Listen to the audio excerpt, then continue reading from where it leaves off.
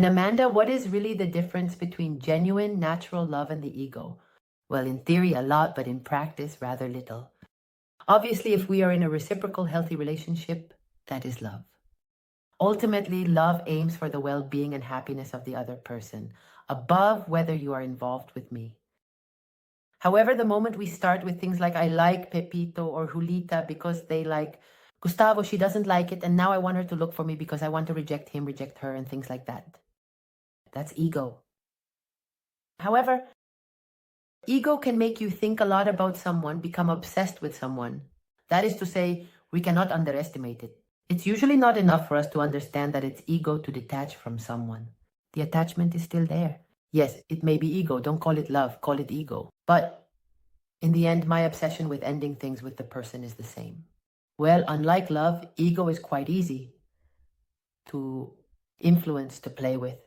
And today I bring you a series of strategies. As I said, this is a slightly cheeky, a bit mischievous video. But I'm going to reveal some strategies that, when it comes to ego, yield spectacular results. First, let someone taste power over you and then take it away. This is very, very effective, even with people who initially don't feel a physical attraction towards us.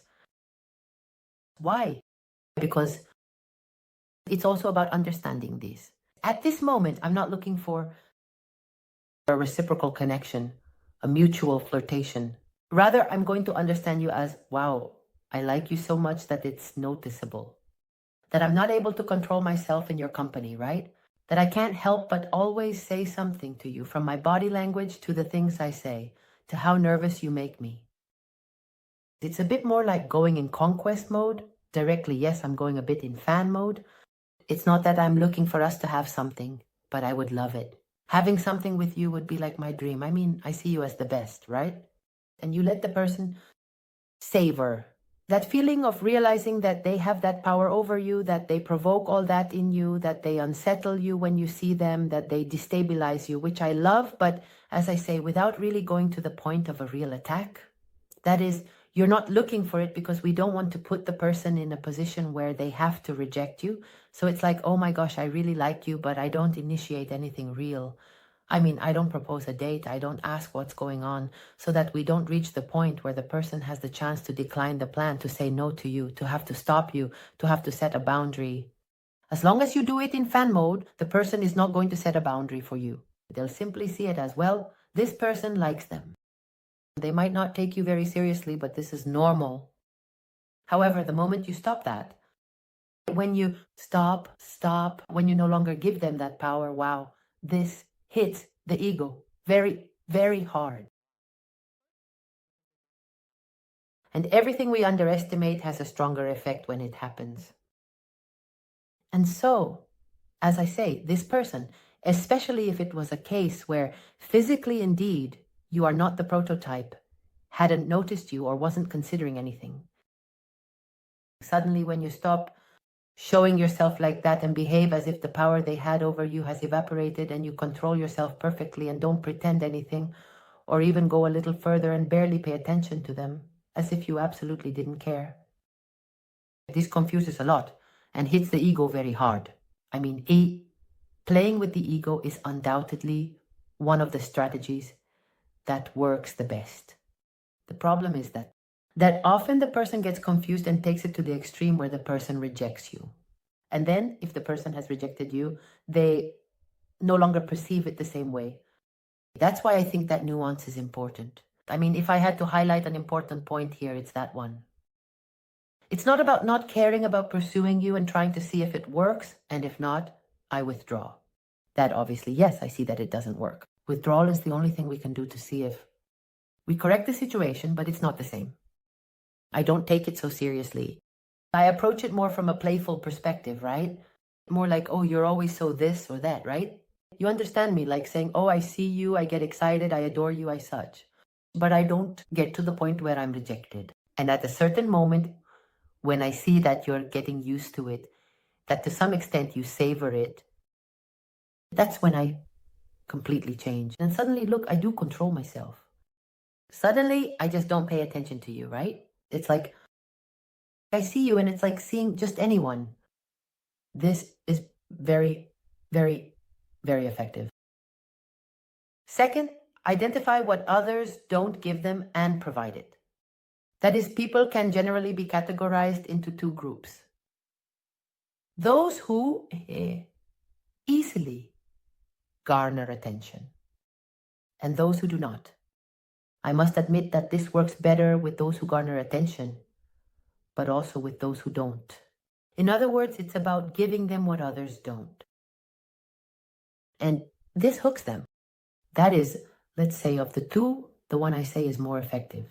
The classic person who knows they are attractive, who has charisma, who is eloquent, who goes and who is very used to people giving them compliments. And even if they don't get compliments, even if they don't get that, it's the way of interacting. There are people who go around like that, right? There was a study that said attractive people go through life in easy mode. And it's true. That is the simple act of, I don't know, walking down the street and asking someone for directions or whatever. People are much more willing to help, to inform. They receive favorable treatment, and there are people who receive directly excellent treatment as they go through life, and everyone is there for them.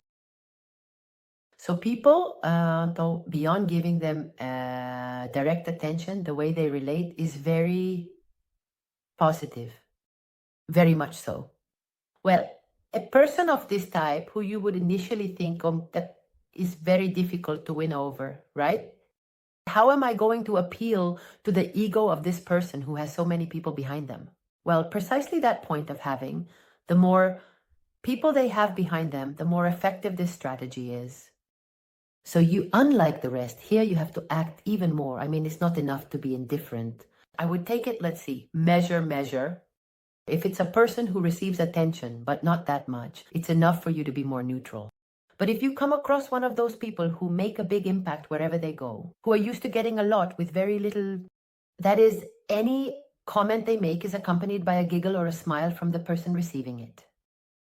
Well, with this type of person, you should even go to the extent of being a bit unpleasant in terms of being curt, especially your facial expressions. That is, you don't have to say anything unpleasant verbally, but control yourself. Not a single smile. You say something to me, you make a joke. That's the most, okay? Like, I didn't quite find it funny, or how amusing, but I don't laugh, right? I don't smile at you. I don't hold your gaze longer than usual, because those people are also used to others inevitably. Glancing twice. If they cross paths, or when interacting, looking at them a lot, analyzing them a lot. No. When you're talking to those kinds of people, just look towards the horizon, you know? With a slightly bored look, right? As if they were telling you something a bit tedious, right? A bit like, I have to listen to you, but you're really boring me. You're bringing me that spongy feeling, right? They are not at all used to being treated like that. So this is going to catch their attention a lot because it confuses them, right? They will be very attentive, and again, with the previous strategy, there has to be a switch moment. Because strategies that target the ego work like that. In the first instance, they simply confuse the person, unsettle them, keep them a bit trapped with curiosity, and at a given moment, when the switch occurs, that's when it comes into play. Let's say that's when we reap what we've sown. Well, in this strategy, for quite a while, whenever you see the person, you have to try to do that. Control your facial expressions a lot. Expressions. Control that your voice doesn't change, meaning we tend to, even if we're not aware, when we talk to someone we find attractive, men tend to lower their voice while women have a higher pitch to appear more seductive. Don't do it. Don't, if you're a woman, make your voice softer, and if you're a man, any voice. No. Keep your usual tone. Try to look just enough. Act as if this person were the most boring. Don't laugh at any of their jokes, and don't even smile at them. And if you do this well for a while, suddenly one day, when this person least expects it, you are pleasant. You look at them, smile at them, and so on. The effect you achieve is that the person melts. Why? because they've been pondering for a while, not understanding why what they do doesn't work with you. And when suddenly one day you give them this, the effect it has is that you seem much more attractive to them, and the situation feels much more pleasant than receiving it from others. And that's when they usually come to the conclusion that they like you. This is usually very effective as well. If we are dealing with someone who doesn't receive attention, it's the opposite. That is, it's a bit more like the initial strategy, similar, but not so exaggerated, not so fun-like, not so out of control. That is, you don't have to seem like you can't control yourself around them and such. No, you simply give compliments, pay more attention, this and that. And one day, well, I stopped doing it.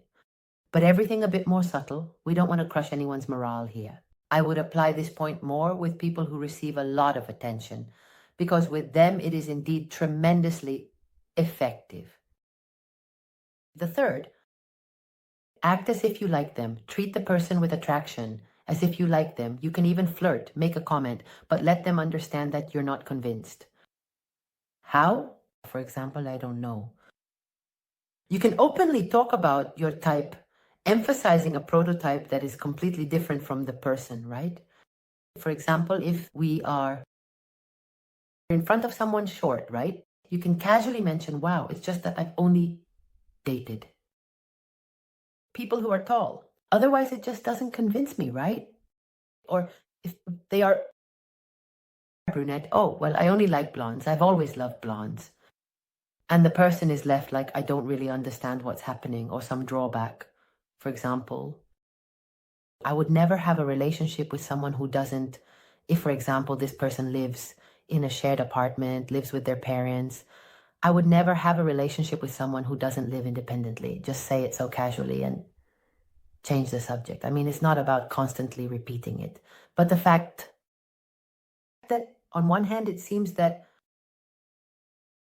I mean, it awakens attraction in you. You do like them. But on the other hand, it seems off-putting in the sense that this person actually is not suitable for you. They don't convince you.